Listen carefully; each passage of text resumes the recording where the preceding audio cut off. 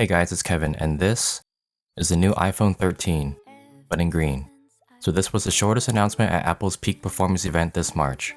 It comes in the same box as a normal iPhone 13, but in green. And inside, you'll find the same accessories or lack of accessories. A USB-C to lightning cable, SIM ejector tool, paperwork, and a white Apple sticker. And here's the iPhone 13, but in green. I'll leave a link to this in the description box below. So there was another green product announced alongside this one. It was the iPhone 13 Pro in Alpine Green. It's similar to the Midnight Green on the iPhone 11 Pro Max. Apple also unveiled at the same event the new iPhone SE with A15 Bionic, iPad Air with M1, the new M1 Ultra, Mac Studio, and Studio Display. Apple has done this mid-cycle color refresh in the past with a product red iPhone and a purple iPhone. With companies like Samsung and OnePlus releasing their flagship phones in the beginning of the year, Apple has this new iPhone color to get people to talk about it again. There were green iPhones in the past starting with the iPhone 11, but those were more of a light pastel green. But this green is a deeper green, like forest green. I don't have many green items to compare it to, but how about this grass, or Toy Story peas, or Sailor Jupiter?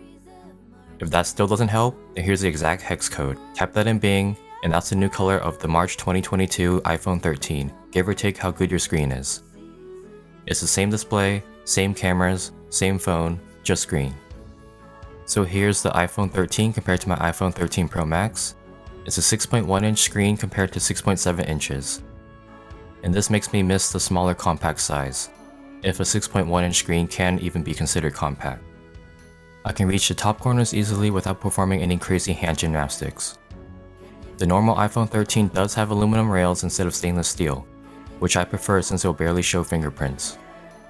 My perfect iPhone would be a hybrid of the two, the matte back from the Pro models with the matte sides and matte camera housing on the normal models, and in matte black. If you're wondering if this iPhone 13 will replace my current iPhone 13 Pro Max, it won't. It'll act as a secondary camera or angle for my clips. Right now, I record all my videos on a smartphone, and I wanted some consistency between the video quality.